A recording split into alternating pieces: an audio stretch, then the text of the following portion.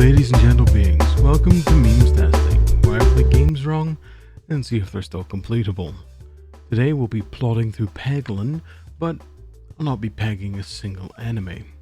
And now that that's out of my system, we can move on. This will be a run where every single point of damage we do will be coming from a non-peg source. In order to accomplish this, the game has been modded to remove all damage scaling from the player, and all bomb damage has been removed. This leaves us with very limited options to actually play the game, so the first thing we'll have to do is nail down exactly how we can deal damage. From looking at the starting relics, we have a total of 2 options. The first being a sword that will deal damage to our target when the board is refreshed, based on the number of pegs that have been restored. Not an awful option. While targeted damage is really needed at times, this is not exactly a great way to deal with this, as the lowest HP enemy we have to deal with in the first fight has 60 health, so we would be long dead before we kill even the first enemy, let alone the entire squad of slimes. Our second option is this wedge of cheese. While a weird pick for a relic normally, this bad cheese has a neat mechanic that we're going to be using this entire challenge, as when you run out of orbs, you must reload. This is where the cheese comes in, as when we reload, our cheese will deal 20 damage times the number of reloads that have happened to every single enemy on the screen. This is not only a good option as it will hit every enemy on the screen, but the damage also ramps up indefinitely, as we now have an option to outpace the increasing enemy health that we're going to have to deal with during the game. As long as we can find some type of method of mitigating enemy attacks, such as block or dodge, we should be able to complete this game without many issues. This leads us to the actual gameplay of Peglin itself. We must make it through 3 different levels, each ending in a boss fight. The first 2 of these levels have a rotating cast of 2 bosses. The first boss will either fight a mole, who hides behind a tree, or a slime. And for level 2, we have a ballista fight with its reloading team, or the reason I cry myself to sleep. Instant death. It just sets your health to -999. The final boss of the game is always this Rubik's Cube of Doom, in honestly one of the funnest level layouts that you can play normally, but for us each fight will go the same way.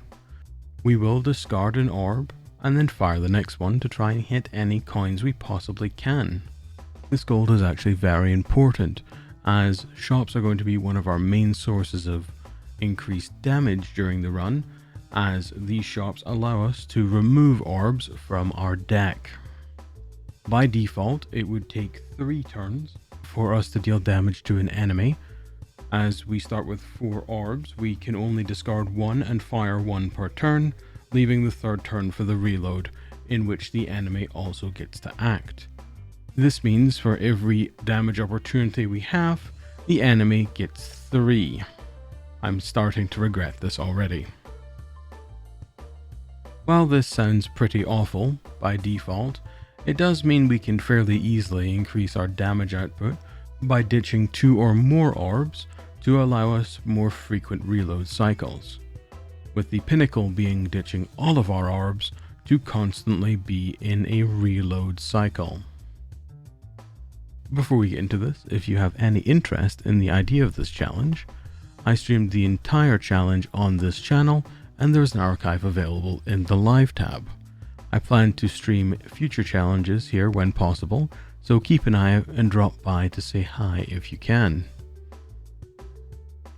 I'd also like to take time to shout out Yob, who actually spent a good deal of time with me when streaming this, so if you're still here, I appreciate you, Yob. For the run itself, we'll start out with the default Peglin, and we'll be rolling our starting relic until we find the cheese. Next, we're thrust into the first combat of the forest, and the best result is going to be the non-spider based encounter. This is because any other encounter is going to deal us roughly 5 damage at most, as the slimes are very easily killable with the cheese and our current setup. The spider encounter will deal at least half our health before we can complete it, due to the enemies being ranged and dealing 3 damage apiece every turn. Due to their high health, we're going to be tanking hits for several minutes before we can take them down. After the first battle, we need to find the fastest way to ditch some orbs. This is almost always a shop, but we will pick every random event on the way to the shop, as a handful of them can cause orbs to be discarded.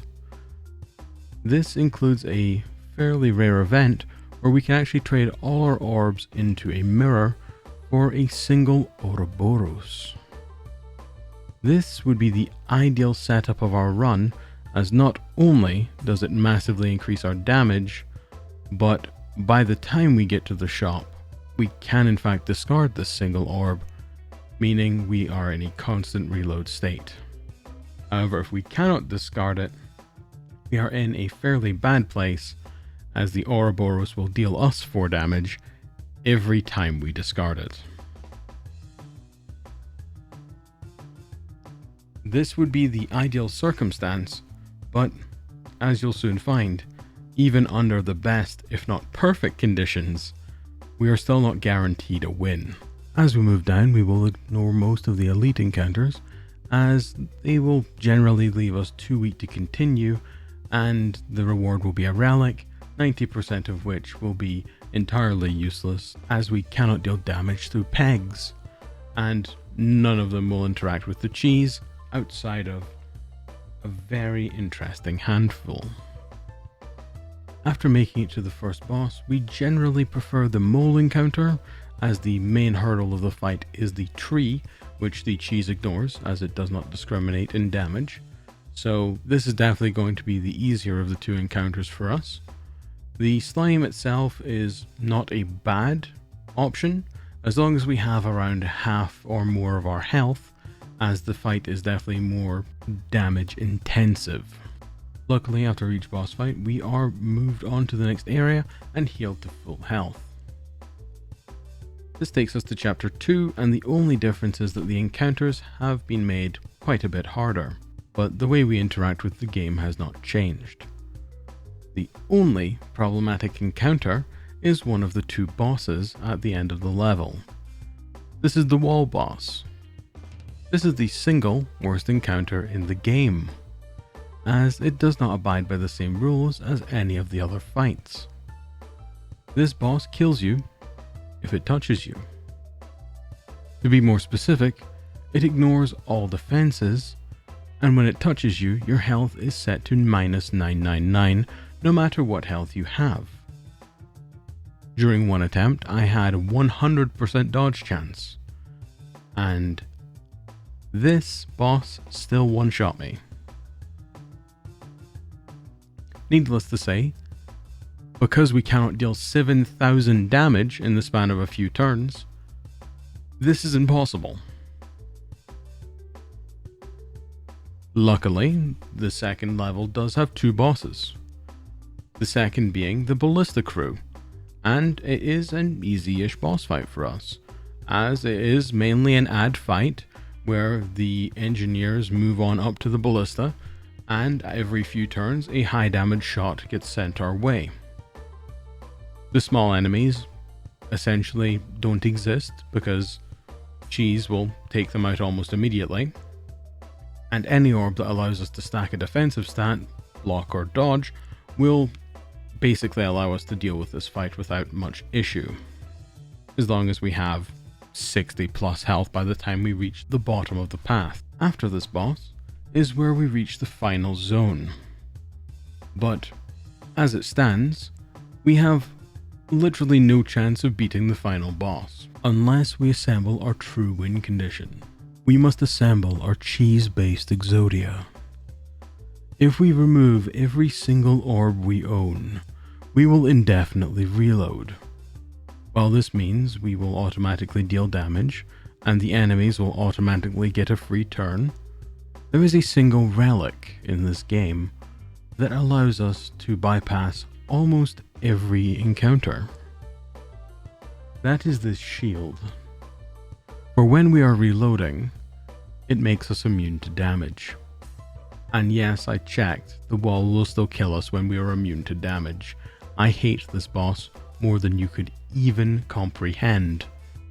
But this does mean, if we can, assemble our cheese with the shield and discard all of our orbs, we have become immortal, as long as the wall doesn't spawn in level 2. And this is how we will navigate the hell that can be the third zone of this game.